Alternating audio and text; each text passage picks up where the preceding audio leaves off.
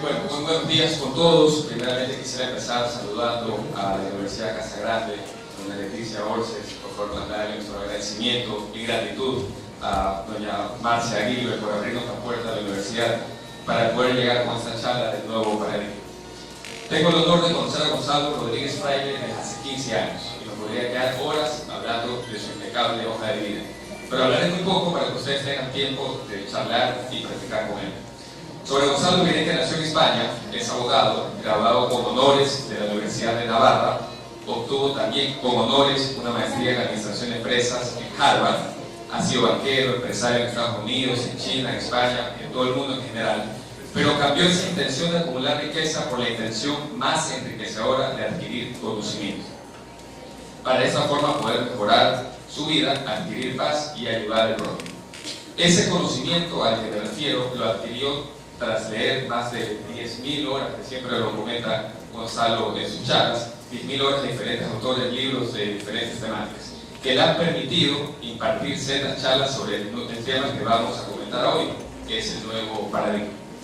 Somos afortunados en Guayaquil de contar con su presencia, ya que hizo un alto a su apretada agenda para venir a estar hoy con nosotros. La información que va a compartir la viene impartiendo en el mundo de las empresas como Microsoft, SAP, etc., y en cátedras en diferentes universidades del mundo, como lo es la Universidad de Granada, Sevilla, Málaga, el Emory, incluso hasta en el Vaticano. Antes de dar paso a Gonzalo y haciendo eco de lo que el propio Gonzalo dice, me permito sugerir que no crean nada de lo que Gonzalo viene a decir hoy. No tienen que creerlo. Lo que sí les voy a pedir es que lo pongan en práctica y ustedes mismos van a ver cómo funciona.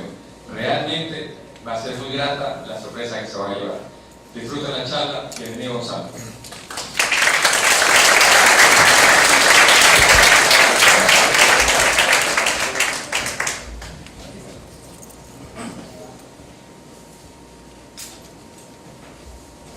Jaime Nebot Saadi, alcalde de Guayaquil, considerando que es deber de la Corporación Municipal distinguir a connotados visitantes cuya personalidad gozase de reconocida trascendencia internacional en el orden científico y cultural, que la comunidad guayaquileña se encuentra honrada por la visita del magíster Gonzalo Rodríguez Fraile, eminente jurista y científico español, quien prodigará sus conocimientos, ilustración y sapiencia en una serie de conferencias magistrales, las cuales sin duda enriquecen el acervo cultural de la ciudad.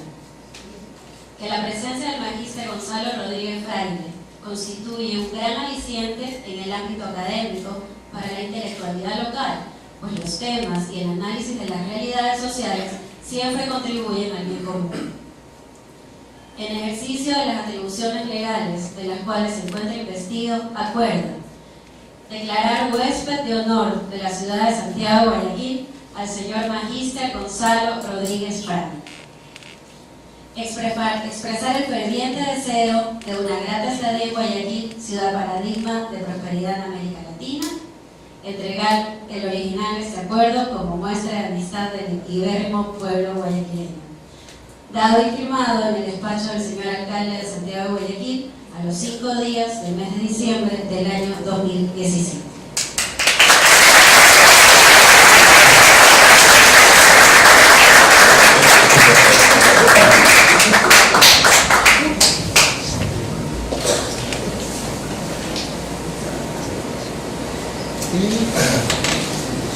Muchísimas gracias a todos por estar aquí.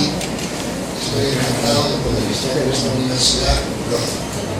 Gracias para poder hablar de estos temas y muchísimas gracias al municipio por tan inesperado e inmerecido regalo. Muy bien. Muchísimas gracias. Os pido disculpas porque he tenido que dar muchas conferencias en el mes de noviembre y me estoy quedando sin voz, pero creo que podremos acabar esta, ¿vale? La consciencia, que es un poquito de lo que vamos a hablar hoy, se ha convertido en el tema de investigación más importante de la ciencia hoy, ¿verdad? No quisiera convertir esta conferencia en una charla sobre física, ¿no? Física cuántica, pero simplemente apuntar que desde hace unos 30 años hacia acá, los científicos están intentando resolver un problema que ellos llaman el enigma cuántico, que en definitiva es cómo se crea la realidad, ¿verdad? Porque se dieron cuenta que el electrón no es una bolita, sino una onda de probabilidad, que se colapsa en una bolita cuando alguien lo manda a colapsarse, cuando alguien lo observa, ¿no? Y después de muchas interpretaciones distintas que ha habido al respecto, parece que lo que se está imponiendo hoy en la comunidad científica es la idea de que es la consciencia, ¿verdad?, la que colapsa el electrón, por lo tanto la que crea la realidad. Pues si estuviera en Oriente, pues citaría a Buda o otros maestros, pero estando aquí podemos citar el Evangelio. Vosotros acordáis que hay un pasaje del Evangelio donde se dice hasta el último pelo de tu cabeza está cortado, ¿verdad? Y nunca comprendimos exactamente lo que eso quería decir, pero ahora lo comprendemos mejor cuando nos damos cuenta de que es la consciencia la que crea la realidad, ¿verdad? Entonces, los científicos actuales sabéis que están intentando integrar la física clásica con la teoría de la mecánica cuántica, ¿no? Y la única teoría que ha podido hacer eso hasta el momento se llama la teoría de las cuerdas y nos indica, entre otras cosas, que el universo es multidimensional. O sea, que el universo hay muchas dimensiones y cada dimensión es un mundo nuevo donde la energía vibra más rápido y tiene más información, ¿verdad? O sea, que esta mesa, que la llamamos materia, ¿verdad?, yo la puedo medir por el peso, por la densidad, por el tamaño, ¿vale? Pero la energía, como todos sabéis, solo se mide por los ciclos por segundo, o hercios, ¿verdad? Y hay un principio de la física que dice que cuanto más rápido llega la energía, más información puede contener. Todo lo que existe en el universo, esta mesa, el pensamiento, la propia consciencia y hasta Dios mismo, está hecho solo de dos componentes: energía más información, o energía informada. Si esta mesa no tuviera información, se desintegraría, porque eso nos lo explica muy bien la segunda ley de la termodinámica, también llamada principio de la entropía, ¿verdad?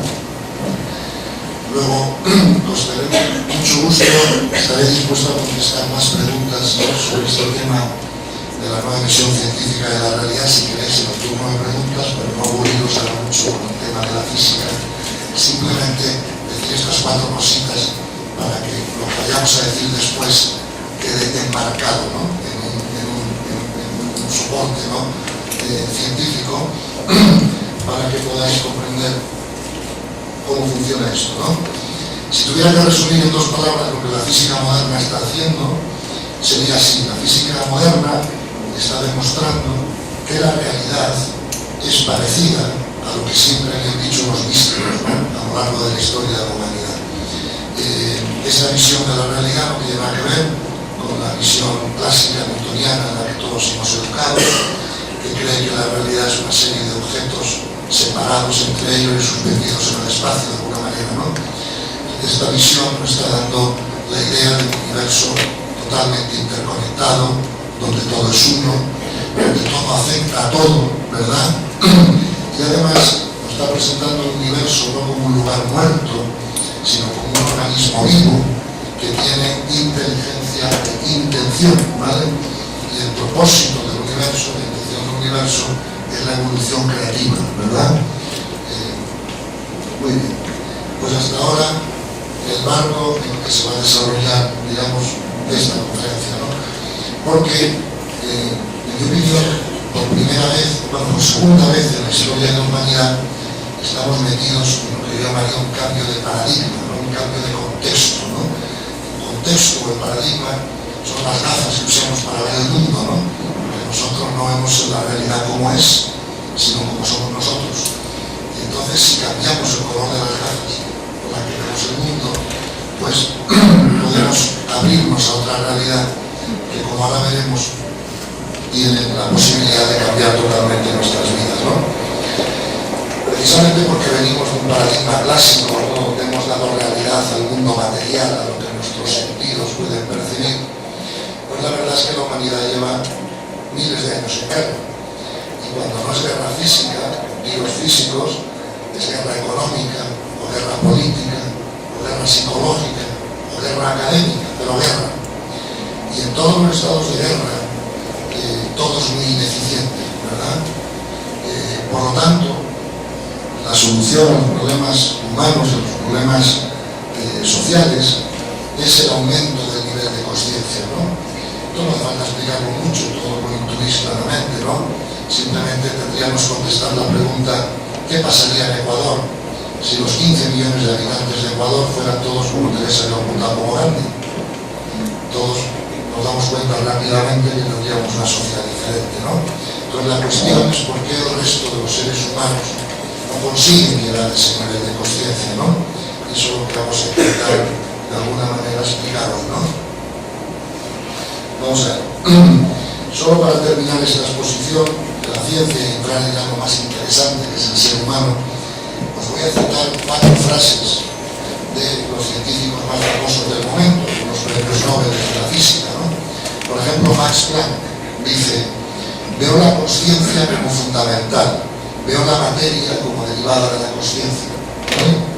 Andrei Linde, Stanford University: el estudio del universo y el estudio de la consciencia estará a partir de ahora inseparablemente ligado.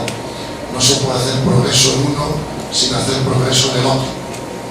Henry Stapp: la unidad básica del universo no es solo la característica básica de la experiencia mística, es además una de las más importantes revelaciones de la física moderna.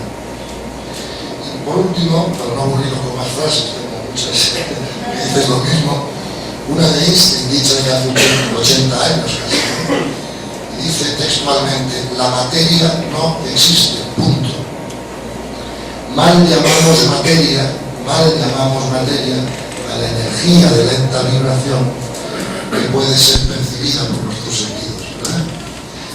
Entonces, de la misma manera que los científicos nos están cambiando la visión de la realidad cosmológica, o sea, de cómo es el universo, cómo es la realidad, están dando realidad a la realidad espiritual, ¿vale? Y aquí produce la palabra espiritual no en el sentido religioso de la misma, sino en el sentido de sutil, de no físico, ¿vale? Que nos están demostrando que el 90% del peso, de la misma manera que nos están cambiando la visión de lo que es la realidad cosmológica, por así decirlo, también está cambiando la visión de lo que es un ser humano, ¿verdad? Fijaros que las 2 preguntas más importantes de la filosofía a lo largo de los años han sido estas, ¿no? ¿Quién soy yo y para qué estoy aquí? ¿Vale? Y ahora podemos ofrecer unas respuestas diferentes a esas 2 preguntas de las que podíamos ofrecer hasta hace 20 o 15 años, ¿no? Claro, la manera que yo me eduqué, en el colegio, mis padres, la universidad, si me hubierais preguntado a mí hace 20 años, Gonzalo, ¿qué es un ser humano?, yo hubiera contestado algo así como: un ser humano es un animal, ¿verdad?, cuerpo físico, con cerebro, que es lo que nos distingue de los animales, y si tuviera fe religiosa, que yo la tenía, hubiera dicho, y además tiene un alma, ¿vale? Pero eso además tiene un alma es una cosa que creíamos por fe, los que lo creíamos por fe, no teníamos prueba física de la existencia del alma, y por lo tanto, como era solo una creencia, no tenía la suficiente fuerza, ¿no?, como para cambiar nuestras vidas, ¿verdad? Sin embargo, la ciencia actual, no ya la religión ni la espiritualidad, la ciencia actual, está diciendo que el ser humano es un ser multidimensional, igual que el universo. Y eso lo que literalmente significa es que el ser humano no solo tiene un cuerpo, sino que tenemos 4, ¿ok? Tenemos un cuerpo físico que todo el mundo puede ver y tocar, ¿vale? Y en este cuerpo físico yo puedo experimentar las sensaciones. Cojo una botella de agua y veo si está fría o caliente, ¿no? Luego tenemos un cuerpo energético que ya no podemos ver por nuestros sentidos ni tocar por nuestros sentidos, pero que nos rodea, que se llama, lo veréis en los libros, llamado cuerpo emocional o cuerpo vital, ¿vale? Y es en ese cuerpo donde nosotros sentimos las emociones, no en el cerebro como se pensaba antes, ¿verdad? La segunda capa del cerebro, también llamada mesencéfalo, regula esas emociones, pero no se sienten ahí, se sienten en el cuerpo emocional. Perdón. Hasta ahí lo compartimos con los animales, porque un perro, por ejemplo, tiene cuerpo físico y tiene cuerpo emocional, ¿vale? Los seres humanos tenemos un tercer cuerpo que no tienen los animales y que todos conocemos, que es el cuerpo mental, ¿vale? Y eso está en el neocórtex, en la tercera capa del cerebro, y es la que nos permite pensar, razonar, por ejemplo, aprender a jugar al ajedrez, cosa que un perro no es capaz de hacer, ¿no? Pero esto es lo más importante. Por último, la ciencia está diciendo que tenemos otro cuarto cuerpo, ¿verdad? Y ese cuerpo lo llaman el cuerpo espiritual, los científicos.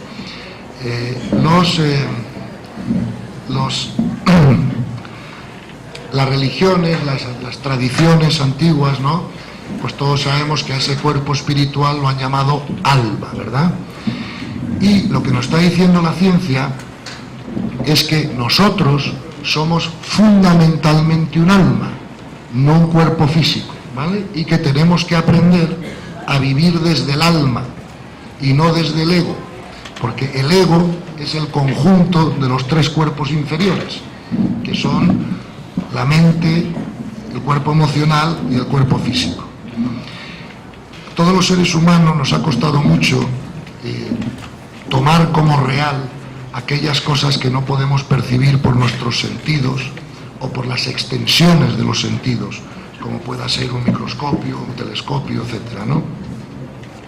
Pero ahora tenemos que aceptar la realidad de que el 90% de la realidad del universo no es física y por lo tanto tenemos que comprender en nuestra mente que nosotros somos seres espirituales teniendo una experiencia física de crecimiento. No somos seres físicos teniendo una experiencia de trascendencia, ¿no? El 99% de nuestro tiempo lo pasamos viviendo como almas, en la casa de las almas, ¿verdad?, que está en la 10ª dimensión del universo, dicen los investigadores. Y venimos aquí a la 3ª dimensión a hacer cursos de crecimientos como almas, ¿verdad? Fijaros que os he dicho al principio de la presentación que todo el universo está hecho de 2 componentes, energía más información, ¿vale? Entonces es fácil comprender que el cuerpo del ser humano es energía, eso no hace falta explicarlo más. Pero lo que me podéis preguntar es cómo funciona la información en el ser humano, ¿no? ¿Cómo funciona la información? Entonces los investigadores están postulando que los seres humanos tenemos un archivo de información que va ligado a cada cuerpo, ¿no? Entonces todos sabemos que tenemos un archivo genético que va ligado al cuerpo físico y esa información es la que hace que en esta vida, yo sea hombre o mujer, o alto o bajo, o rubio o moreno, en fin, eso lo sabemos todos, que tenemos un archivo genético. También sabemos todos que los niños de que nacen tienen distintas tendencias de carácter o personalidad, y por eso tenemos un segundo archivo de información que se llama el archivo de carácter o personalidad, y ese va ligado al cuerpo emocional y al cuerpo mental, ¿ok? Esos dos archivos de información tienen dos características básicas. Una es que son corruptibles. Por ejemplo, si yo todos los días bebo 5 botellas de whisky todas las noches, me acabaré cargando mi archivo genético y probablemente acabe con una cirrosis, ¿no? Y el archivo de carácter y personalidad también es corruptible, porque si yo dejo que muchos pensamientos negativos, circulares, obsesivos, aniden en mi cabeza, en mi mente, esos pensamientos cambiarán la química de mi cerebro, ¿no? Y me causarán una depresión o cualquier otro problema que estropee mi archivo de información, digamos, de carácter o personalidad, ¿no? Fijaros que los psiquiatras hoy ya están cambiando su manera de entender los problemas mentales, por ejemplo la depresión, porque hasta hace años nosotros pensábamos que la causación era ascendente. ¿Ves? Por ejemplo, pensábamos que el cerebro creaba la mente, ¿ok? Y ahora saben los investigadores que la causación es descendente. O sea, todo lo que aquí ocurre en el mundo de la dimensión material está causado por las dimensiones más altas del universo, que tienen más frecuencia vibratoria en la energía y más información. Y por eso se habla de causación descendente. Eso nos lo dijo el Evangelio, ¿no?, en varias ocasiones, pero nunca lo habíamos comprendido. Y lo que tenemos que comprender, esto es muy difícil hacerse a ello, ¿no?, al principio, pero es la mente la que crea el cerebro para poder expresarse, no es el cerebro el que crea la mente, ¿no? Entonces, lo que están postulando los investigadores actuales, por mucho que nos cueste al principio acostumbrarnos a esta idea, es que los planetas, o sea, es la Tierra, es una escuela de almas, ¿verdad? Nosotros somos almas, somos seres espirituales que venimos aquí a aprender, ¿vale? Y entonces me podríais preguntar, ¿y qué es lo que viene el alma aquí a aprender? ¿Vale?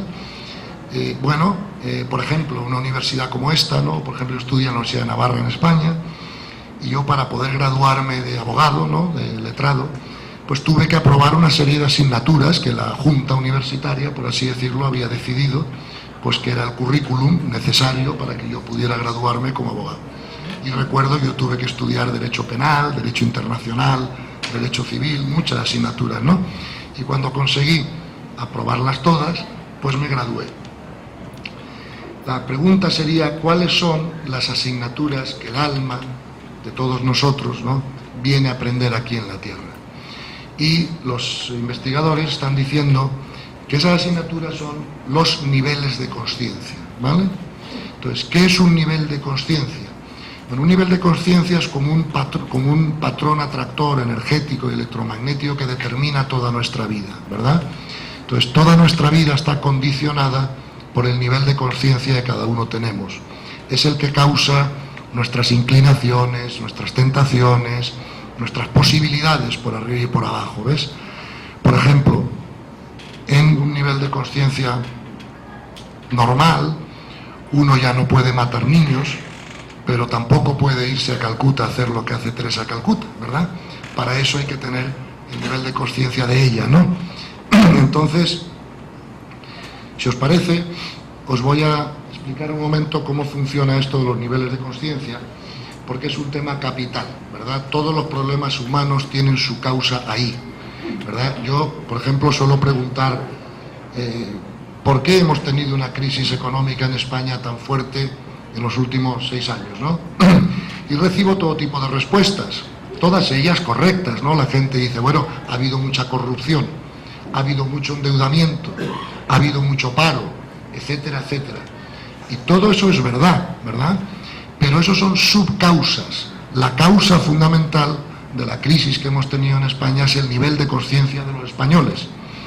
Si todos los españoles hubieran sido como Gandhi o Teresa Calcuta, por poner un ejemplo, ni hubiera habido corrupción, ni hubiera habido paro, ni hubiera habido exceso de deuda, ni nada de eso, ¿verdad? Luego, si no resolvemos el problema en sus causas, vamos a seguir poniendo parches a los problemas humanos, pero no vamos a poder resolverlos permanentemente, ¿no? Entonces, fijaros, en la Tierra, dicen los expertos, que siempre coinciden 3 niveles de consciencia, ¿no? De la misma manera que en un colegio de la Tierra normal te encuentras niños que están en kindergarten, niños que están en bachillerato medio, niños que ya están a punto de graduarse del colegio, ¿no?, para pasar a la universidad, y todos conviven dentro de un mismo edificio, dentro de unas mismas aulas, pero tienen enseñanzas distintas. Porque claro, no se le puede enseñar álgebra a un niño de 4 años hasta que no haya aprendido a sumar y restar, ¿no? Entonces, esto es 1 metro, también son 100 centímetros y también son 1000 milímetros. Por lo tanto, yo os voy a explicar los niveles de conciencia inicialmente de metro en metro, ¿vale? Luego, si queréis, podemos hablar de las diferencias más detalladas entre unos y otros, ¿no? Entonces, este es una manera de explicar los niveles de conciencia de metro en metro, ¿ok? Entonces, el nivel más bajo que se da en la Tierra hoy, esto lo vais a, yo creo que intuir rápidamente, ¿no?, porque es una cosa clara, es lo que los expertos llaman el nivel 2, porque el nivel 1 ya no se da en la Tierra, ¿verdad? El nivel 1 es cuando los salvajes entraban en los poblados, mataban a las mujeres, se comían a los niños, no había nada de sensibilidad. Supongo que era la época de Gengis Khan y todos esos, ¿no? Eso ya no se da, pero el nivel más bajo ahora es el nivel 2. Y el nivel 2 tiene 3 características básicas. Los sistemas de gobierno son dictatoriales, ¿vale? Inalámbrico. ¿Funciona? ¿No? Bueno, sí funciona, vale. Fijaros, en el nivel 2, los sistemas de gobierno son dictatoriales, ¿verdad? 2, no se genera tecnología. O sea, Pablo Escobar o Al Capone compraban tecnología, pero no la generaban ellos, ¿vale? Y 3, la resolución de los conflictos se hace por la violencia física. Si tú tienes un problema con Al Capone o con Pablo Escobar, no te va a poner una demanda judicial, te va a mandar matar, ¿vale? En este nivel 2 de conciencia está actualmente el 25% de la humanidad. Estamos hablando de unos 1.800 millones de personas, ¿vale? ¿Quiénes son? Los terroristas del ISIS, los criminales violentos, los traficantes de drogas, en fin, las personas que crean todos los problemas fundamentales a la humanidad que están siempre en los periódicos y en la prensa, ¿no?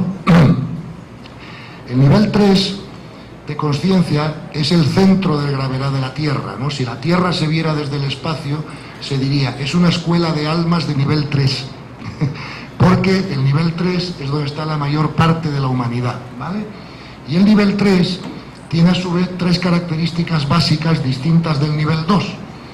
La característica primera es que los sistemas de gobierno ya son democráticos, no son dictatoriales, ¿vale? Se genera mucha tecnología. No es igual ir a Londres o a Nueva York que ir a Somalia o a Yemen, ¿no? Te encuentras torres, aeropuertos, wifi por las calles, etc.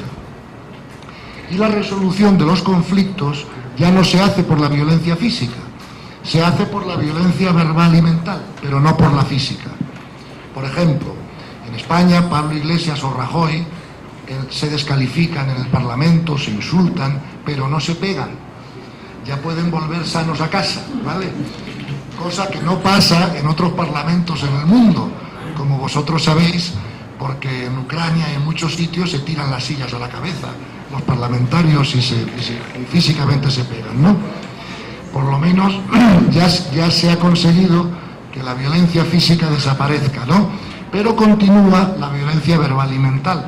Claro, cuando yo le pongo una demanda judicial a alguien es porque no hemos sido capaces de llegar a un acuerdo. Y por lo tanto, la demanda en sí misma es una violencia, ¿me explico?, para resolver un problema que no hemos podido acordar. Pero ya la violencia es solo verbal y mental, con lo cual estamos hablando de un mejor nivel. Fijaros que el nivel 2 y el nivel 3 tienen en común que la intención predominante de la humanidad que está en esos niveles, estamos hablando del 95% de la humanidad, o sea, casi toda la humanidad, hoy en día tiene la intención básica de obtener, ¿vale? Y la cuestión es ¿obtener qué? Bueno, pues lo que todos sabemos, obtener poder, riquezas, sexo, relaciones, juguetes bonitos, coches, casas, todo, ¿no? Es obtener. ¿Por qué? Porque al no estar llenos, pensamos que nos vamos a llenar obteniendo cosas de fuera. ¿Me explico? Y es una carrera sin fin a obtener más y más y más y más hasta ver si nos llenamos. Cosa que no es posible hacerlo así, ¿no? Bien, el gran cambio se da cuando entramos en el cuarto nivel de consciencia, ¿verdad? En este momento dicen los expertos que solo un 5% de la humanidad está en ese cuarto nivel. Yo creo que los expertos son optimistas, creo que hay menos porcentaje, pero tengo que, o sea, mi opinión cuenta menos que la opinión de los expertos que se dedican a esto, ¿no? Y por lo tanto tengo que presentar la suya y no la mía. Pero solo un 5% de la humanidad está en el nivel 4 de consciencia. ¿Cuáles son las características del nivel 4? Que los sistemas de gobierno son de consenso, ya no son ni dictatoriales ni democráticos. ¿Por qué? Porque la sabiduría no se vota, la sabiduría se reconoce o no, pero no se puede votar. ¿Me explico? Segundo, se generaría muchísima tecnología, pero el problema es que la gente que está en este nivel está más interesada en el servicio que en generar nada, ¿no? Y cuarto, no existen conflictos ya que resolver. Yo os pregunto, ¿qué conflicto podría tener Teresa de Calcuta con Gandhi, por ejemplo, ambos en el nivel 4, y si tuvieran un conflicto, ¿cómo lo resolverían? ¿Verdad? Pues lo resolverían de una manera muy fácil. ¿Qué es lo correcto para esta situación? ¿Qué marca la ley espiritual? No tendrían que llegar a ningún acuerdo de nada porque no tienen ninguna tarta que repartirse. ¿Me explico? Entonces, en este nivel 2 no se puede llegar a acuerdos. Tú no puedes llegar a acuerdos con Al Capone o con Pablo Escobar. Y si llegaras a algún acuerdo, duraría lo que a él le interesara que durara el acuerdo. Pero no es una posibilidad real. El mundo de los acuerdos es este mundo del tercero medio, tercero alto. ¿Por qué? Porque por debajo de este nivel de conciencia los acuerdos no se cumplen. Fijaros, el otro día, viniendo del avión, en un viaje, el Papa Francisco dijo: una gran parte de los matrimonios cristianos son nulos. Y luego ya, cuando volvió a Roma, le quitaron la palabra gran y dejaron parte, ¿no?, en el comunicado oficial. Claro, la razón es muy clara. Solo en este nivel de conciencia, en esta franja, uno puede asumir los compromisos matrimoniales, ¿verdad? Por encima de este nivel, la gente ya no está interesada en casarse. Yo le pregunté una vez a Teresa de Calcuta: oye, ¿tú nunca has tenido tuve una reunión con ella en Nueva York, un par de horas, y como yo era entonces un empresario, era un chapalante, pues me atreví a preguntarle muchas cosas, ¿no? Y una cosa que le pregunté es: oye, ¿tú nunca has tenido la inclinación, la tentación de ser una mujer normal, o sea, casarte, tener hijos, tal, ¿no? Ella me contestó así, me dijo: Gonzalo, desde que soy niña sé que no puedo limitar mi amor a tan poca gente, ¿ok? Por encima de este nivel ya lo del matrimonio deja de tener sentido. Es en este nivel de conciencia donde el matrimonio cristiano es posible, ¿no? Entonces, ¿qué? ¿No se oye? Ahí sí, ok, lo pegaré totalmente a los labios, gracias. Entonces, os voy a poner un ejemplo de cómo realmente los niveles de conciencia dominan nuestra vida, ¿no? Voy a poner dos ejemplos que a todo el mundo le interesan: el trabajo y el sexo, ¿ok? Entonces, ¿cómo se vive eso según los distintos niveles? El trabajo profesional, en el nivel 2, estamos trabajando siempre con pistolas en el bolsillo, guardaespaldas, tiros, violencia física, ¿no? El nivel 3 bajo es el nivel de los políticos, empresarios o profesionales corruptos, que lo que quieren es salir hacia arriba ellos con un solo criterio: que no me pillen, ¿vale? Todo lo demás vale, ¿ok? En el tercero alto es el mundo de los políticos, profesionales, empresarios, que quieren salir ellos hacia adelante, pero que al mismo tiempo ya empiezan a querer ayudar a los demás. Y con el tiempo o el dinero que les sobra, ¿vale?, empiezan a hacer obras sociales, fundaciones, lo que sea. En el nivel 4 ya nadie trabaja por dinero, trabajan por servicio. Y el dinero puede ser una consecuencia, o no, que te venga por tu servicio, ¿no? Y en el cuarto alto ya solo se trabaja para ser de servicio a toda la humanidad, tipo Teresa Calcuta, Gandhi, etcétera, ¿no? El sexo. En nivel 2, el sexo siempre va ligado a la violencia física, y es el mundo de las violaciones, de la pederastia. Y si no hay violencia en el sexo, hay violencia alrededor del sexo. Y entonces hablamos de violencia doméstica, violencia de género, ¿no? En nivel 3, el sexo se vive de una manera genital. Es el mundo de la prostitución, de la búsqueda del placer sin compromiso, de las múltiples parejas, del aquí te pillo, aquí te mato, ¿no? El tercero alto es el mundo del sexo comprometido, donde tú buscas tener una pareja con la que creas una familia, con la que haces una unidad de vida, con la que crecéis juntos, ¿no? Pero en el tercero alto el sexo todavía es necesario, y si no se tiene, se echan falta. Porque en el tercero alto todavía hay pérdida de energía interna por los conflictos emocionales internos, y el sexo es un gran recuperador de energía, cosa que la gente puede no saber. Y por eso el cuerpo lo pide. En el cuarto nivel, bajo, es cuando por primera vez uno está libre de tener sexo o no tenerlo. Y si se tiene en el marco de una unión espiritual con una persona mucho más alta que lo que sería un matrimonio normal, ¿no? Y en el cuarto alto ya nadie tiene sexo porque nadie en su sano juicio se baja a una experiencia mística para tener sexo, ¿no? Con lo cual veis que cualquier tema de la vida, el trabajo, el sexo, lo que sea, depende cómo lo vivimos de nuestro nivel de conciencia, ¿ok? Si me podéis pasar la... Bien, perfecto. Esta es una escala de nivel de conciencia más detallada que la... No, la siguiente. Esta es una escala... No. Esta, no. La anterior. Esta es una escala más detallada que la otra, ¿ves? Esta escala incluye más información.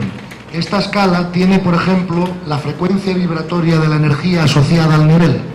Por ejemplo, Teresa de Calcuta, su energía vital vibraba a 700 hercios por segundo, ¿vale? Einstein o Freud o los grandes pensadores que no se han abierto al amor, ¿verdad?, vibraban a 400, 499, pero no de 500 para arriba.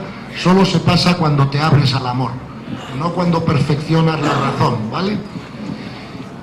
Los Al Capones, ¿verdad?, los Pablo Escobares están en esta zona de aquí abajo, que era el nivel 2 de la otra. Esto sería el nivel 3 de la anterior y este es el nivel 4 de la anterior. ¿Veis? No solo la medición de la frecuencia vibratoria del nivel, sino que veis la emoción predominante de cada nivel de conciencia y veis la visión del mundo que cada nivel de conciencia tiene. ¿Ok? Si puedes pasar la siguiente. Esta es otra forma de explicar la anterior. Ya, es que sí, se lanza, yo sé, me pasa siempre. Ahí. Entonces, esto es cómo se ve la vida y cómo se siente todo en los distintos niveles de conciencia, ¿ves? Desde los más bajos hasta los más altos. Creo que está muy clara la exposición y prefiero no estropearla con mis palabras, sino daros un minuto a que vosotros mismos lo podáis ver, ¿no?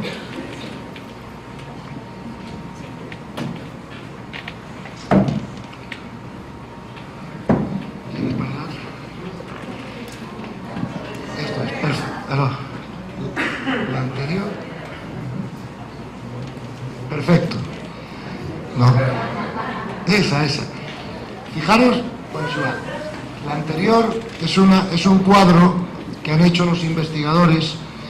Fíjate que lo que está en juego es nuestra felicidad.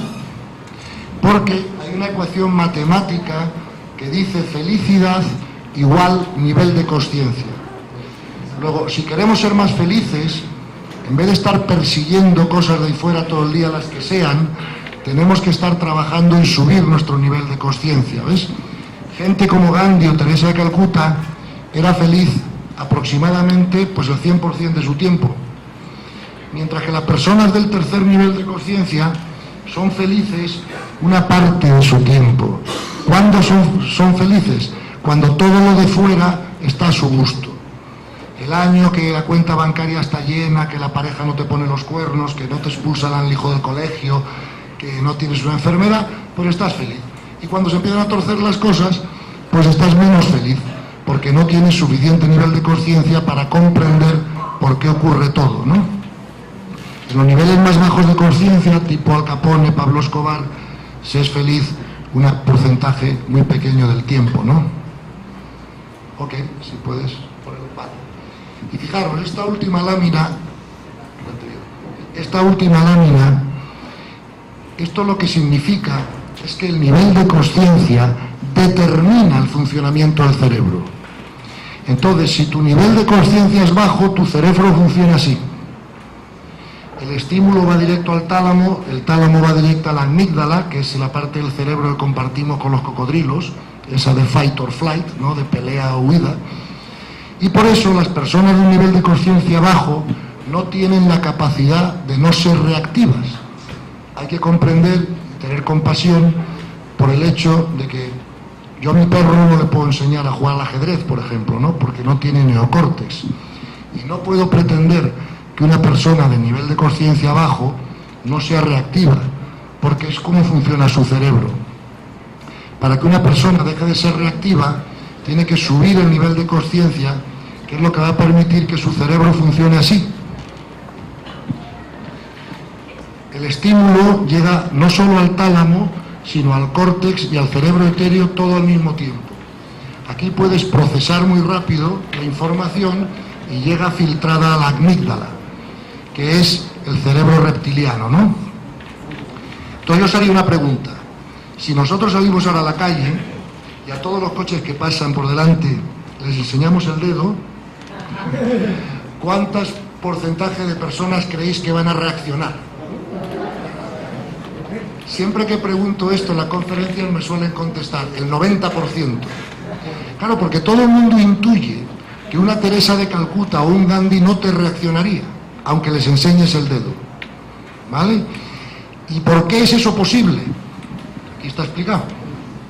Porque el funcionamiento del cerebro de las personas de nivel de consciencia alto es totalmente distinto que el funcionamiento cerebral de las personas de nivel de consciencia bajo. Y es lo que te permite no ser reactivo y mantenerte imperturbable ante cualquier cosa de fuera de ti, ¿no? Bien. Entonces, dicho esto, tenemos que comprender que cuando el alma viene aquí a aprender, muchas gracias, ya podemos terminar con las láminas. Cuando el alma viene aquí a aprender, el alma trae dos cosas, ¿verdad? El alma trae un destino. El destino es todo eso que nosotros tenemos que aprender, que no sabíamos antes, ¿verdad?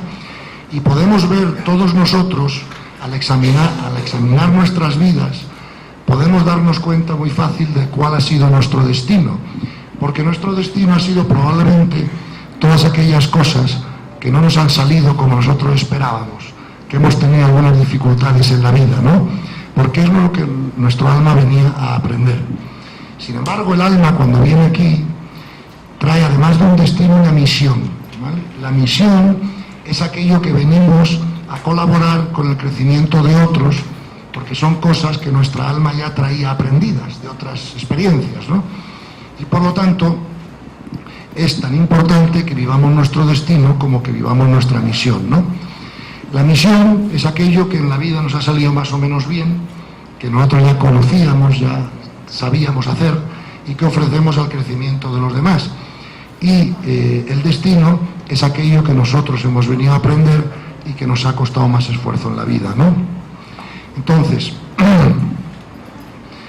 tenemos que comprender que cuando la consciencia crea la realidad, no lo hace al azar.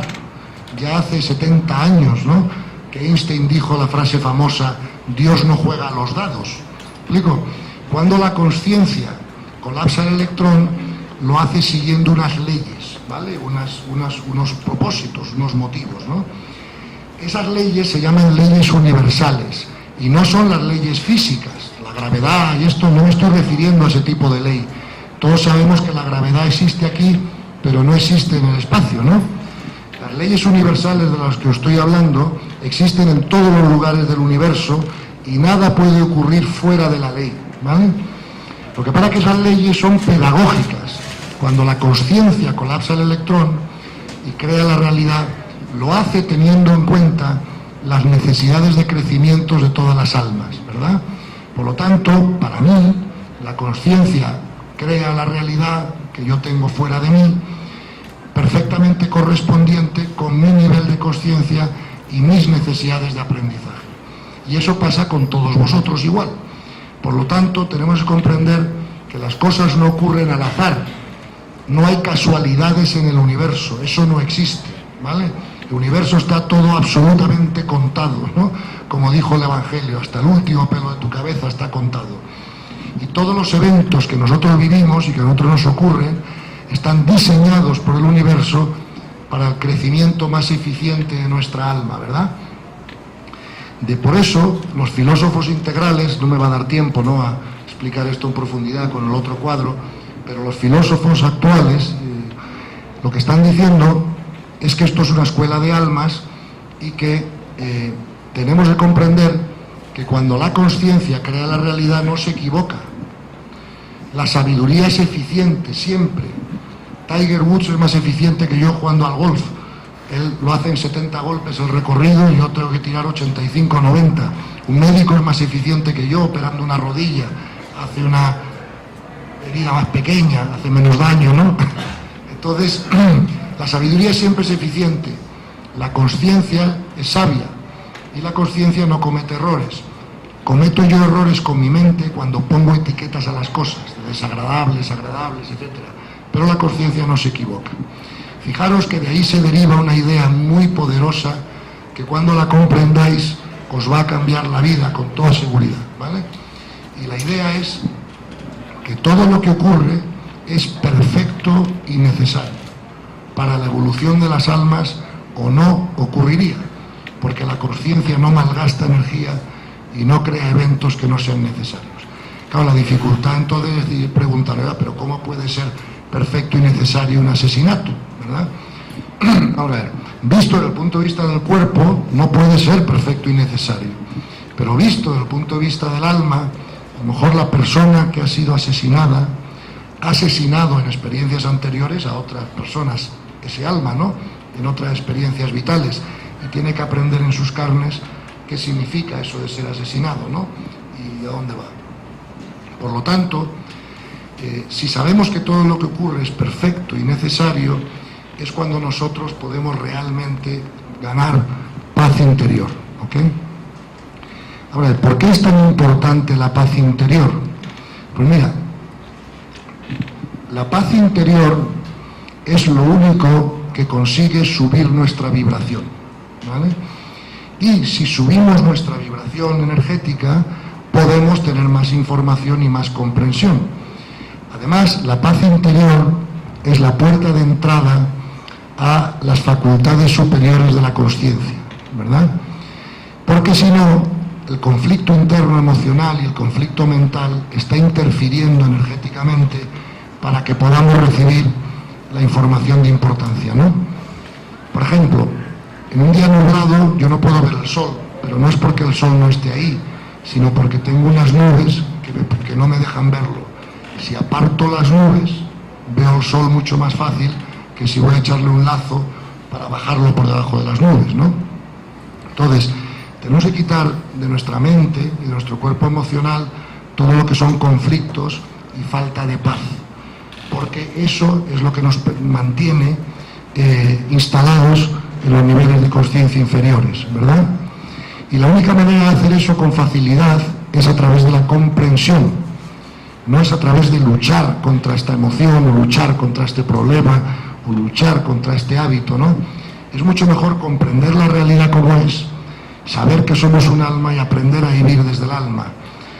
Entonces mantendremos nuestra paz interior mucho más y mucho más fácilmente, porque yo os hago una pregunta: ¿hay alguna alma que se pueda morir en un accidente de tráfico? ¿O que tenga cáncer? ¿O que le deje la pareja? ¿O que se arruine? No, ¿verdad? Eso le pasa al ego, ¿no? Al cuerpo físico, a la personalidad y al carácter. Luego, si aprendemos a vivir desde el alma, es cuando nosotros podemos adquirir una virtud que es importantísima para la paz y para la felicidad y para la concordia de los seres humanos, que es la virtud de la aceptación, ¿vale? Y fijaros que cuando pronuncio la palabra aceptación no me refiero en absoluto a lo que nos habían enseñado hasta ahora, que era la resignación, ¿vale? La resignación sigue siendo negativa, porque la resignación ve el evento como malo, ¿vale? Lo que pasa que dice, hombre, como yo soy creyente o lo que sea o tal, pues tengo que llevar este evento bien, tener más paz. No, no. La aceptación ve el evento desagradable como bueno, porque es bueno para el crecimiento del alma. ¿Me explico? Para eso tenemos que situarnos en el alma.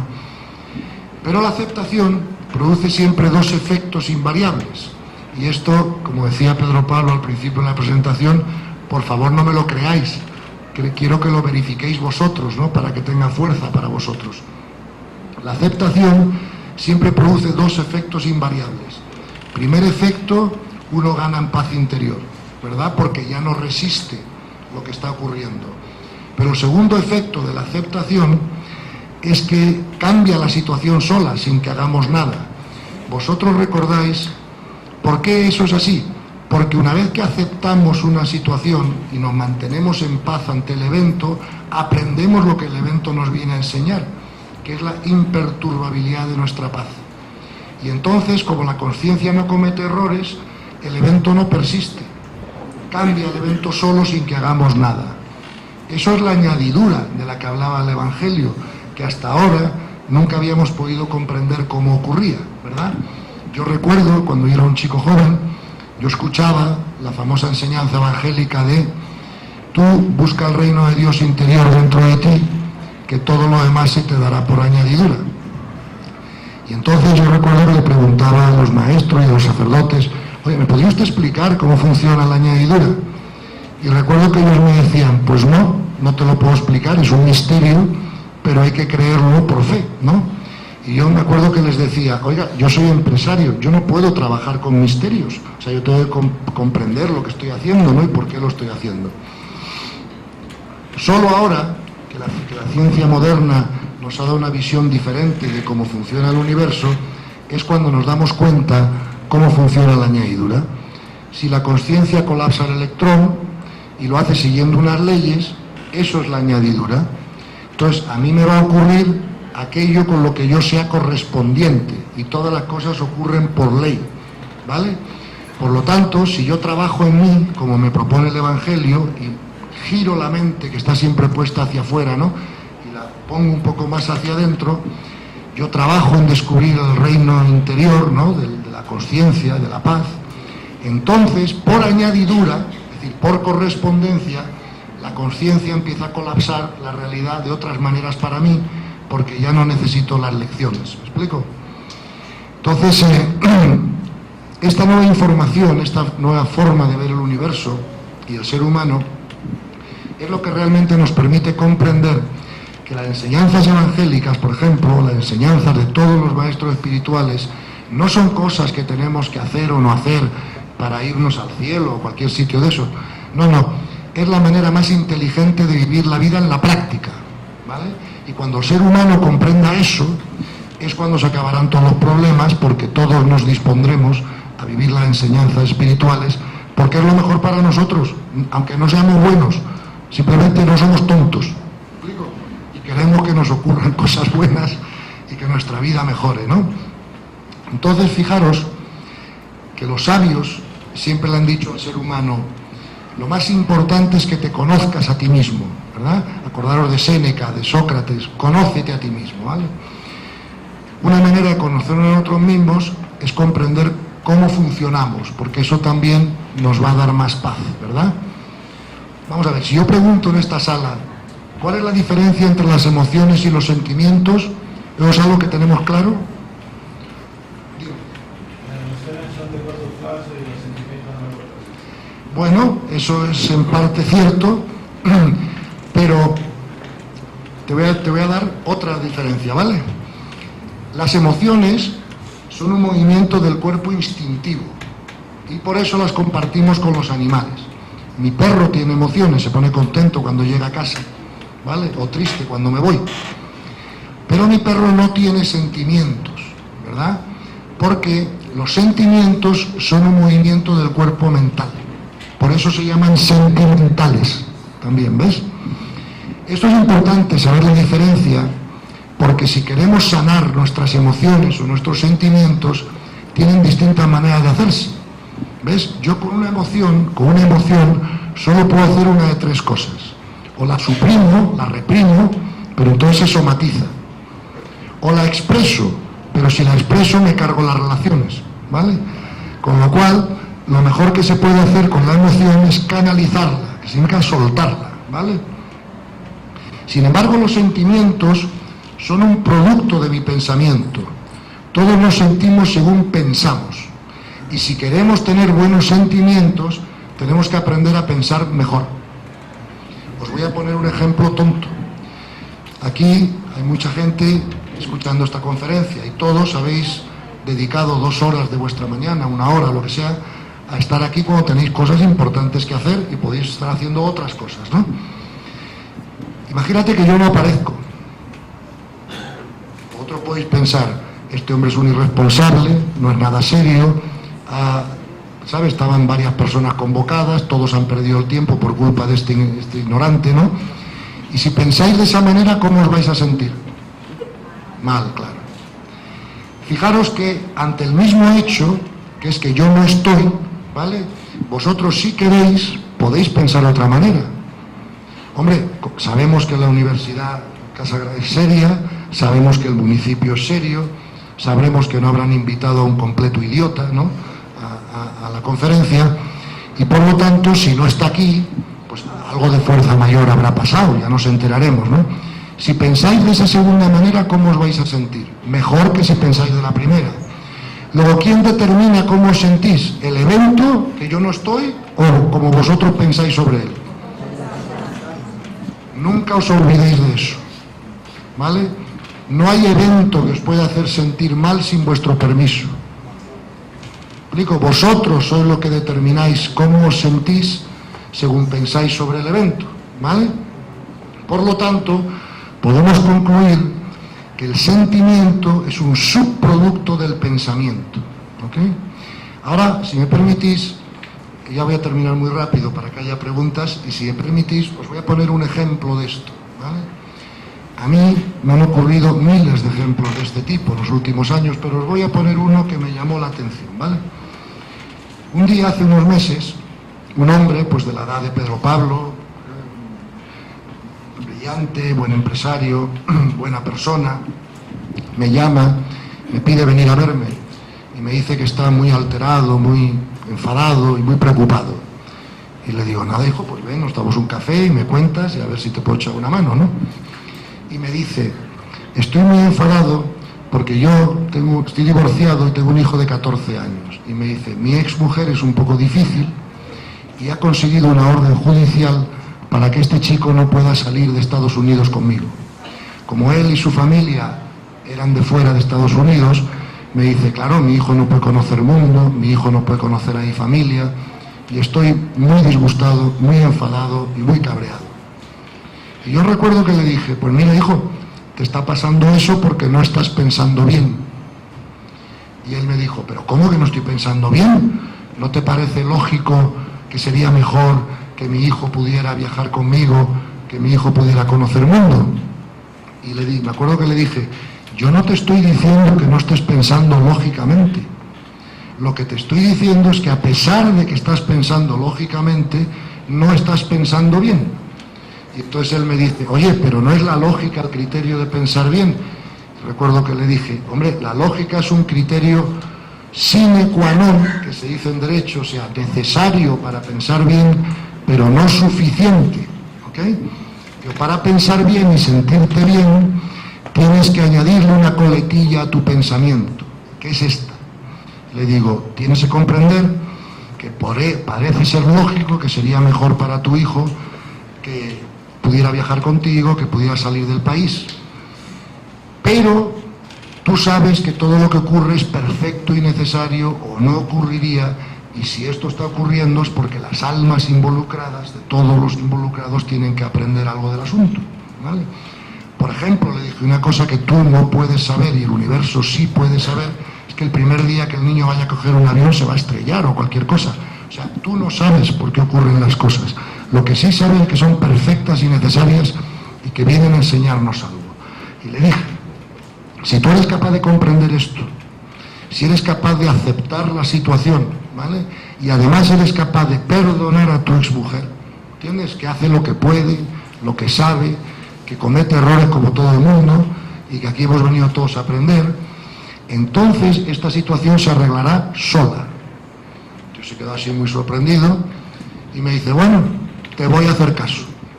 Y empezó a pensar de esta manera, entró en paz, me dijo que todas las noches durante un par de semanas le mandaba su mejor energía a su exmujer, ¿sabes? A distancia, se imaginaba un rayo, no sé, dorado que le salía de la mente y que le llegaba a la otra y tal, y que le deseaba lo mejor.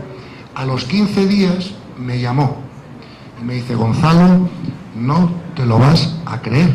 Y digo, ¿qué no me voy a creer?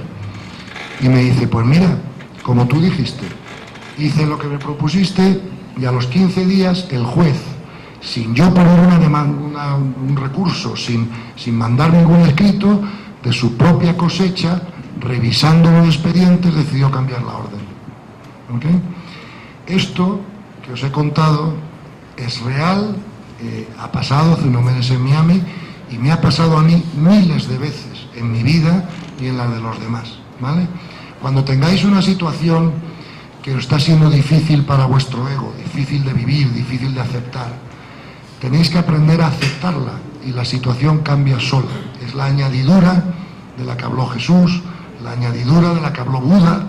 Todos los maestros espirituales han dicho eso, pero nunca hemos comprendido cómo funcionaba y por eso no lo podíamos usar, ¿ok?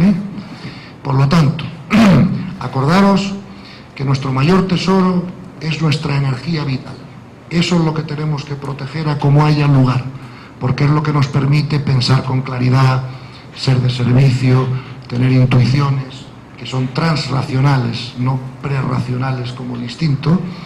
Y para cuidar nuestra energía vital tenemos que comprender quiénes somos, comprender para qué estamos aquí, comprender cómo funciona el universo.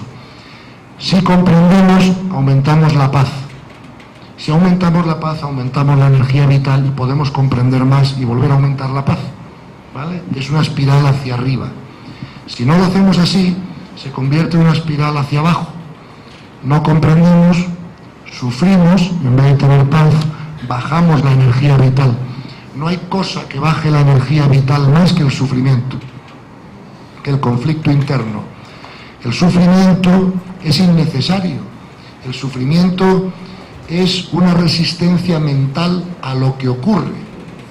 De la misma manera que cuando yo tengo fiebre, mi cuerpo físico me está diciendo que tengo una infección, ¿me explico? Y que tengo que cuidarla.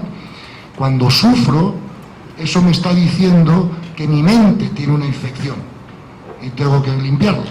No sé si me explico, ¿no? El sufrimiento es una resistencia mental a lo que ocurre por falta de comprensión.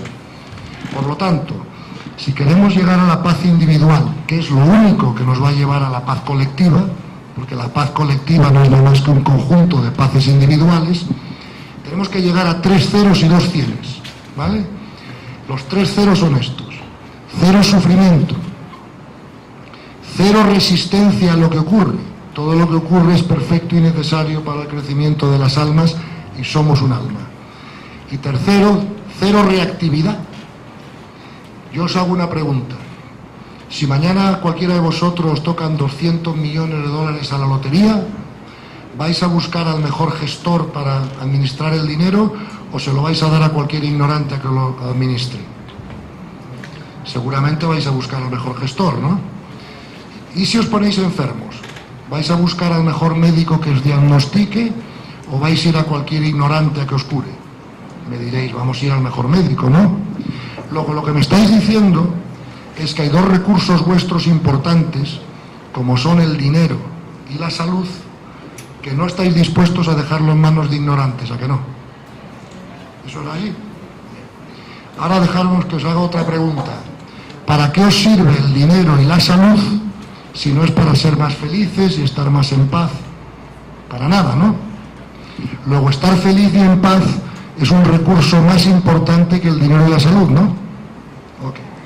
Y si no estamos dispuestos a dejar el dinero y la salud en manos de un ignorante, ¿por qué estamos siempre dispuestos a dejar nuestra paz y nuestra felicidad en manos de ignorantes? No tendría mucha lógica, ¿no? Pero cada vez que nosotros nos alteramos porque alguien ha dicho o ha hecho, o nos han hecho, o nos han dicho, o no, estamos dejando nuestra paz en manos de ignorantes. Porque solo los ignorantes harían esas cosas. Seguro que Teresa de Calcuta ni te insultaría, ni te confrontaría, ni te haría perder la paz, ¿no? Luego, no tiene mucho sentido que no estamos dispuestos a dejar recursos de menos importancia en manos de ignorantes y sí estamos dispuestos todo el rato a dejar nuestra paz y nuestra felicidad en manos de ignorantes. Eso no tiene lógica. ¿Es así? Entonces, hay que reflexionar sobre esto y aprender a llegar a la imperturbabilidad, ¿ok? Bueno, llevamos más de... Y otra cosa última que voy a decir es que si queréis subir de nivel de conciencia de manera más rápida, no hay cosa más rápida para subir de nivel de conciencia que dedicarse al servicio. Cada hora de servicio que hagamos, cada uno como pueda, como sepa, como tenga oportunidad, es el 100 por 1 de recompensa. Lo han dicho los evangelios, lo han dicho los maestros espirituales de todo el mundo y ahora lo demuestra la ciencia. Luego, no tengamos más dudas. Si queremos subir de nivel de conciencia y ser más felices, tenemos que de alguna manera intentar ser más de servicio. Y vosotros ya veréis la recompensa, no hace falta que yo os la cuente. Y para subir de nivel hay que apoyarse en 3 patas. Información correcta. No es lo mismo pensar que soy un alma y que soy un cuerpo, ¿vale?, para tener paz. 2, entrenamiento en esa información, porque tenemos que romper los patrones de tantos años de pensar que somos un cuerpo. Y 3, la gestión de la energía, proteger nuestra energía vital. Cuando yo estaba en Harvard me decían, tienes que aprender a manejar tu tiempo. Era como la regla de oro, ¿no?, de los empresarios. Ahora la regla de oro es, tienes que aprender a manejar tu energía. Manejar el tiempo es una parte de manejar la energía, pero hay otras, ¿ok? Solo vais a manejar la energía a través de la comprensión y a través de la paz interior, ¿ok? Si conseguimos eso, la sociedad cambia, todo cambia y los problemas humanos se resuelven. Y si no conseguimos eso, no hay nada que hacer, hagamos lo que hagamos, ¿vale? Con esto me gustaría terminar la conferencia para no ser más aburrido y me gustaría pues abrir un rato, si queréis, a cualquier pregunta que podáis tener o cosa que queráis profundizar o cualquier otra situación. Adelante.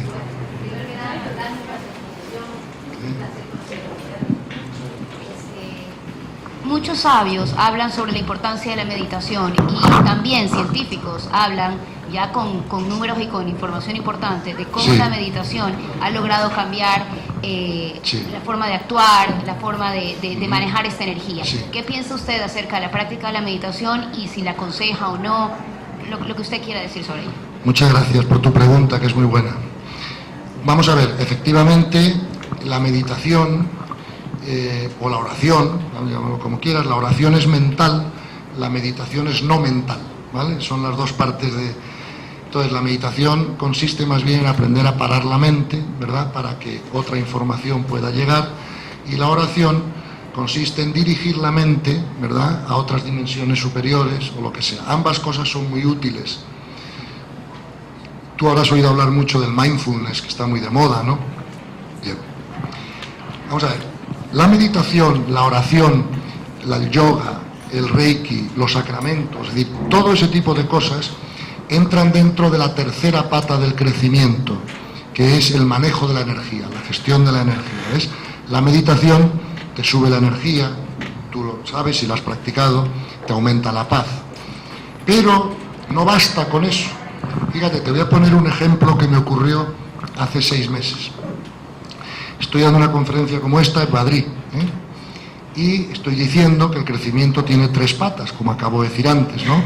Información correcta, entrenamiento de la información correcta y después, no antes, después, la meditación, lo que haga falta, ¿no? Fíjate que en el Evangelio esto ya está resuelto también. Cuando Jesús le dice a los discípulos, antes de venir al templo, arregla las cosas con tus hermanos. ¿Explico? Y luego ven al templo. ¿Ven? Entonces, el otro día estaba diciendo esto en una conferencia y una señora levanta la mano, una señora muy sabia por otro lado. Me dice, ¿puedo hacer un comentario? Y digo, claro, sí. Y me dice, oye, menos mal que estás diciendo esto porque tienes toda la razón. Y dice, y además te voy a poner un ejemplo. Y digo, anda, pues ponme el ejemplo. Y me dice, mira, el otro día nos enteramos que había un monje budista que lleva 15 años metido en una cueva meditando. Y pensamos todos, joder, un tío que lleva 15 años meditando en una cueva tiene que tener una sabiduría impresionante. Vamos a invitarle a Madrid, ¿vale? Y entonces lo invitan a Madrid para dar unas conferencias, lo va a recoger al aeropuerto, y como el monje era vegetariano, le pidió a la señora parar en un supermercado camino del hotel, no sea que en el hotel no hubiera comida vegetariana, ¿no? Y me dice ella, no sabes el follón que le montó a la cajera. ¿Ok? Entonces, metido en una cueva meditando, tú no vas a aprender no reactividad. Eso lo vas a aprender en la calle. Cuando un tío te toca el claxon, otro se te cruza con el coche, otro te insulta, ¿ves? Entonces, yo, aparte de dar conferencias o escribir libros o montar cátedras y todo eso, para ayudar en este tema, tengo muchas sesiones privadas con la gente también, ¿no? Y créeme que estoy harto de recibir gente que lleva años meditando, ¿no? Y rezando y haciendo todo eso, que es la tercera pata de la gestión de la energía, ¿no? Pero que cuando se les tuerce la vida, entran en drama. Explico, por mucho que mediten, porque no han comprendido las otras patas, ¿no? La primera y la segunda, ¿no? Entonces, claro, tú puedes estar meditando toda tu vida, pero si no comprendes que eres un alma, no se explico, ¿no? Que la realidad es espiritual, si no te entrenas en la imperturbabilidad de tu paz, la meditación solo no te va a llevar a eso. Fíjate, además de meditar, te voy a proponer otro ejercicio que a lo mejor sí te ayuda, ¿vale? Además, que es este. Todas las noches, cuando te vayas a meter en la cama, haz 2 minutos esto. Pregúntate, ¿qué me ha quitado la paz hoy? Y seguramente habrá sido pues un tapón de tráfico que te ha hecho llegar tarde a una reunión, o que un hijo tuyo lo han expulsado del colegio, o que tu pareja ha tenido un mal día y te ha dado una mala contestación, o que tu jefe o tus empleados o lo que sea, o que el médico te ha dicho que tienes una enfermedad, o que has perdido dinero en una inversión financiera, yo qué sé. Tú fíjate qué te ha quitado la paz ese día, ¿vale? Una vez reconocido, o sea, observado qué te ha quitado la paz, entonces haz un segundo ejercicio, que es, ¿cómo debe mi mente ver este evento que me ha quitado la paz para que no me lo quite? Y entonces, eso te va a llevar a una subida rapidísima del nivel de conciencia, porque te vas a dar cuenta de una cosa invariablemente, que es que, así como en la medicina, depende cuál sea la enfermedad, hay un distinto tratamiento, ¿me explico? En este tema de la paz es como si fuera aspirina para todo, ¿me explico? Entonces, ¿que te ha quitado la paz el tráfico? La solución es la aspirina. ¿Que te ha quitado la paz tu hijo? La aspirina. ¿Tu pareja? La aspirina, ¿vale? ¿Qué es la aspirina? La aspirina es comprender que todo lo que ocurre es perfecto y necesario, que como almas hemos venido aquí a cometer errores para crecer. O sea, cuando yo era niño en el colegio y me enseñaban matemáticas, yo al principio me equivocaba. Luego aprendí a sumar, a multiplicar bien, a resolver las ecuaciones. Eso me permitió aprender álgebra. Explico, es todo como sucesivo, ¿no?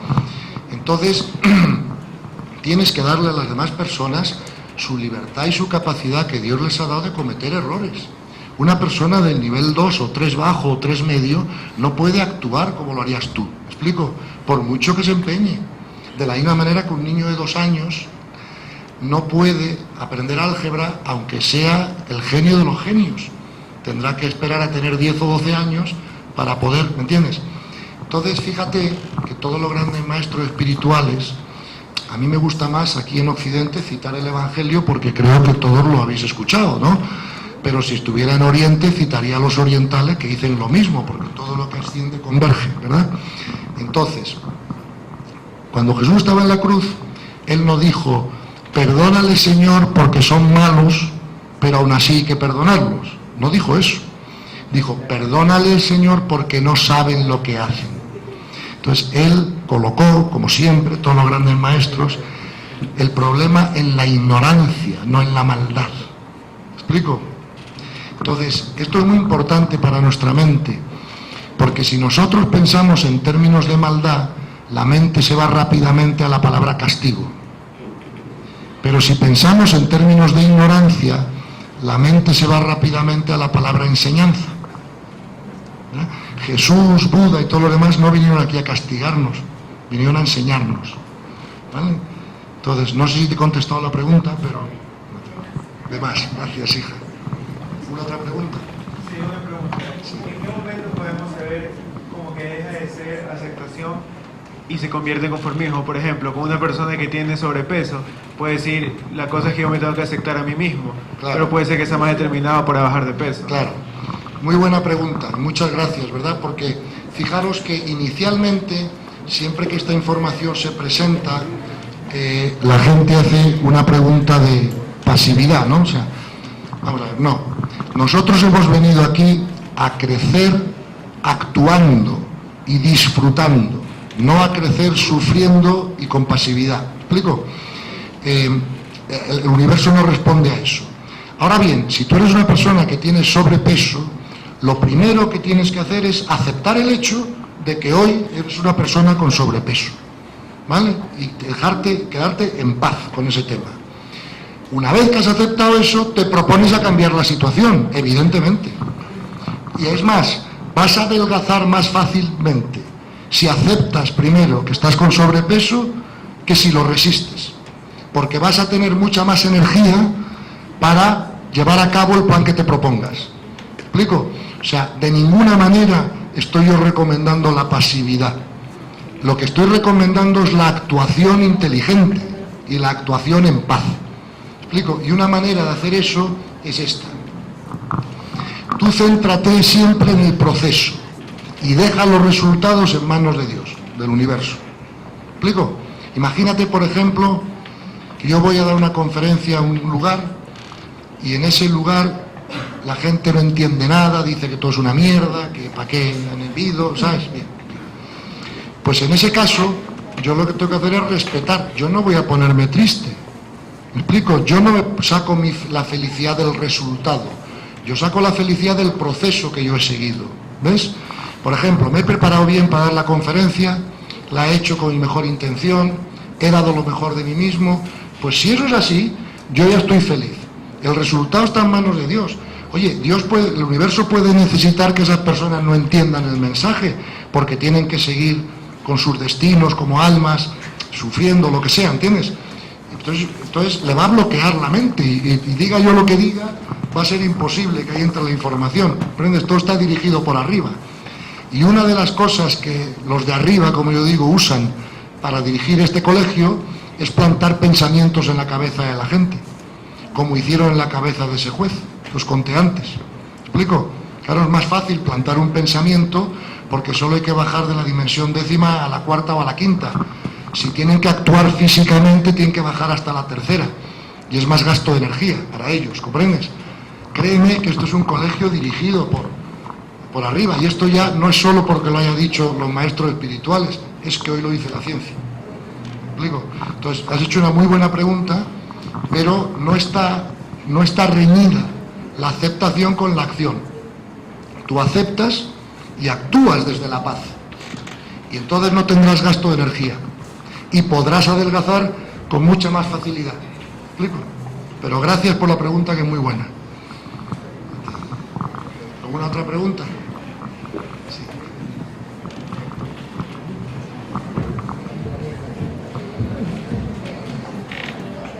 Primero le agradezco porque fantástica su conferencia.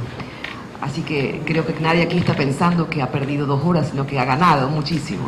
Muchas gracias. La pregunta que tengo es sobre el libre albedrío. No Sí. lo he escuchado mencionar el libre albedrío. ¿Existe para usted? ¿No existe? ¿Tiene límites? Otra magnífica pregunta que surge ante esta nueva información. Claro que existe el libre albedrío, ¿vale? Nosotros hemos sido creados por Dios libres, ¿vale? Si no tuviéramos libertad, no tendría sentido el aprendizaje, ¿no? Sería forzado de alguna manera. La libertad está limitada.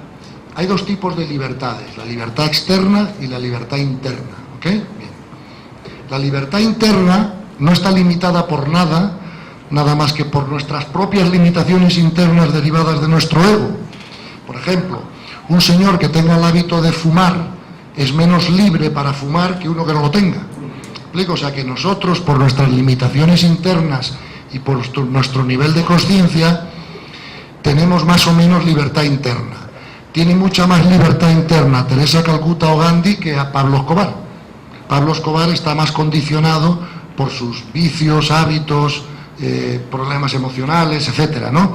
Mientras que los altos niveles de conciencia va aumentando la libertad interna, ¿ok? Porque tenemos menos limitaciones egoicas, ¿ok? Ahora bien, la libertad externa está más limitada de lo que nos pensábamos, ¿ok? ¿Por qué? Porque yo antes, cuando no conocía todo esto de cómo funciona el universo, yo pensaba que si yo quisiera darte a ti una patada, por ejemplo, cosa que créeme que no quiero, pero si quisiera, yo podría hacerlo, no hay nada que me lo impida. Yo voy a donde estás tú, haciendo uso de mi libertad, hago así con la pierna y te pego una patada, ¿verdad? Pero eso no funciona así. Yo solo te puedo dar una patada si tú eres correspondiente con recibirla. Si los 2 tenemos que aprender algo de eso, ¿me explico? Yo, que dando patadas no consigo buenos resultados y que no va con el amor, y tú, que tienes que aprender el perdón, la aceptación, ¿me entiendes?, de la ignorancia de los demás. Fíjate que ha habido muchas veces que la gente, una persona ha intentado matar a otra y la pistola se ha encasquillado. Y la gente dice, uy, casualidad, qué suerte he tenido, se ha encasquillado la pistola. Pero los científicos dicen que la suerte no existe en el universo. Todo ocurre por ley, ¿entiendes? Por lo tanto, la libertad externa está limitada por la ley del universo. Yo no puedo hacer nada que vaya contra la ley. Si yo te quiero pegar un tiro, eso no basta para que yo te pueda pegar un tiro. La consciencia tiene que intervenir para colapsar el electrón. Y entonces, si tú no eres correspondiente con recibir el tiro, yo no puedo dártelo. Algo pasará. Se encasquillará la pistola, se paralizará mi brazo.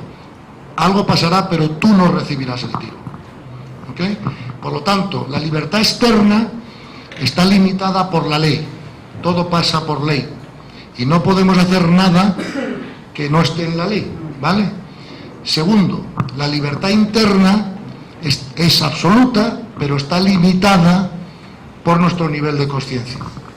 La libertad interna es esa capacidad que yo tengo para reaccionar, interpretar, comprender los eventos de una manera o de otra. Eso depende de mi nivel de conciencia. La externa está limitada por la ley y por la conciencia colapsando el electrón. Pero sí hay libre albedrío. ¿Ok? No sé si te he contestado. Sí, claro. El tema de la libertad, porque me parece que en un momento dado la libertad, el libre albedrío, como que choca con el destino, y si todo está dicho en el destino, hasta los pelos de tu cabello, ¿verdad? Bien, sí, por supuesto, por eso te digo que externamente yo no puedo hacer nada que vaya contra ese destino, ¿verdad?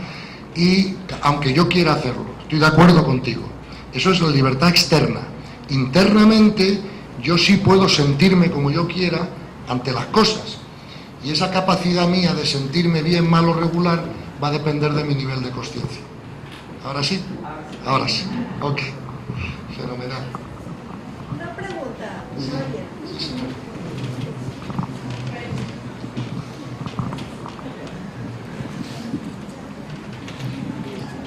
Bueno, agradeciéndole por su bella conferencia aquí, a los señores aquí que están invitados, a nuestros compañeros artesanales que estamos aquí haciendo presencia. ¿Me podría usted indicar o explicar qué hay de cierto sobre la libertad y el libertinaje? Gracias.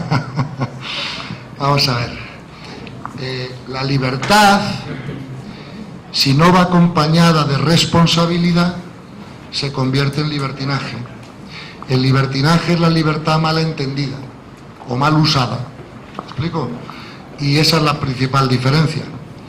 En los niveles más altos de conciencia, cuando ya estás al final de la escala, hasta allá se pierde la libertad, porque lo que haces es usar la libertad solo para decir: yo quiero seguir los planes de Dios, me abandono en la voluntad del Padre, y ya está. A partir de ahí no necesitas más libertad porque ya la has ejercido para tomar esa decisión.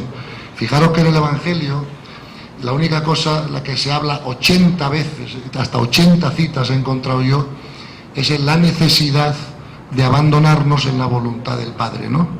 Porque es el que crea la realidad, es el Padre de las almas. ¿Explico? Y por lo que para que nosotros no hemos sabido hacer eso, porque no hemos tenido la suficiente comprensión del funcionamiento de las cosas, ¿no?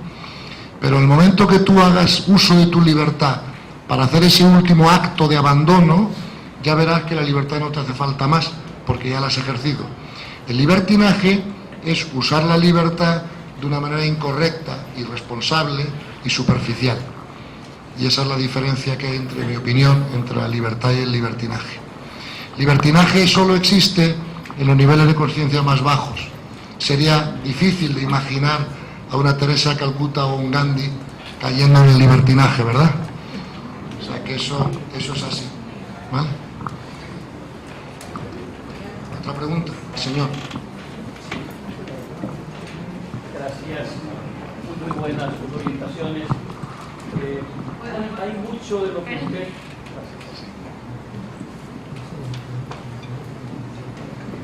¿Hay mucho de lo que usted nos ha manifestado aquí que tiene su base en el Kybalión?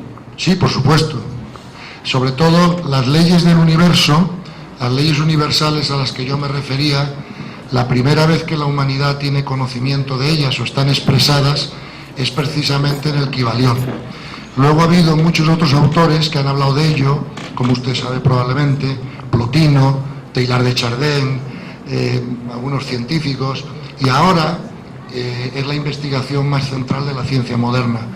Pero estoy de acuerdo con usted que un sitio donde buscar una buena explicación de estas leyes es el Kybalión, por ejemplo, ¿no? Mire, el mensaje central que yo he venido a dar hoy, en definitiva, es: la ciencia está demostrando que lo que han dicho los místicos es cierto. Por lo tanto, la ciencia está demostrando que la filosofía perenne de la humanidad, los Vedas, los Vedantas, el Kybalión, son de mucha sabiduría, y ahora la ciencia está demostrando que eso es así. Con lo cual, eso nos da a nosotros un enorme grado de certeza. Porque claro, no era lo mismo tener la filosofía y perenne de la humanidad, el Kybalión, hablando una cosa y la ciencia yendo por otro camino, ¿no? Estábamos como esquizofrénicos. Pero cuando la ciencia ha hecho así, ¡pum!, y se ha mudado para acá, eso nos da a todos una mucha mayor grado de certeza para poder vivir estas cosas, ¿vale? Y gracias por su comentario. Sí, buenos días. Hola. Me están indicando hola. Los... Una sola. Disculpe, gracias, buenos días. Buenos días. Bueno, tengo algún tiempo en esta búsqueda, ¿no? Sí. Como decimos los cristianos, luchando contra estos demonios. Por ellos. Y bueno, a las 8:30 de la mañana, en la última página del periódico, encontré esta invitación. Sí. Vine un poquito tarde, pero realmente ha sido muy satisfactorio y lo felicito. Gracias. Bueno, para usted el perdón, sí.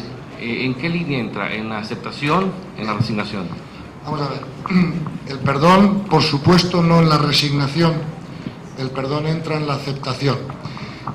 Además, déjame decirte dos cosas que van a ser importantes para que puedas perdonar con más facilidad, ¿vale? Hay dos tipos de perdón. Está primero el perdón superficial, ¿vale? Y el perdón superficial funciona de esta manera. Veo que fulanito me ha hecho una guarradita, ¿vale? Pero como yo soy buena persona, decido no vengarme, o sea, no retaliar, ¿vale? Ese es el perdón superficial. El problema que ese perdón tiene es que puede ser un perdón selectivo. Puedo perdonar unas cosas sí y otras no. Depende cómo me encuentre yo en cada momento, ¿no? Yo te propongo que tú pienses más bien en el perdón profundo, ¿vale? Y el perdón profundo es algo automático. Es cuando tú te das cuenta que nadie te ha hecho nada, que tú eres el responsable de lo que te ocurre en la vida, ¿verdad?, por tu necesidad de crecimiento, y que los demás son instrumentos que la ley usa, ¿vale?, para crearte eventos que a ti te confronten para crecer. ¿Me explico? Por lo tanto, ¿con quién te vas a enfadar? No te vas a enfadar con el instrumento, no te vas a enfadar con Dios por hacerte crecer. Mira, yo tengo un hijo de 38 años que tiene 5 hijos, y un día estamos comiendo juntos en la mesa, y uno de los niños hizo una gamberradita, y mi hijo lo castigó 10 minutos en una esquina.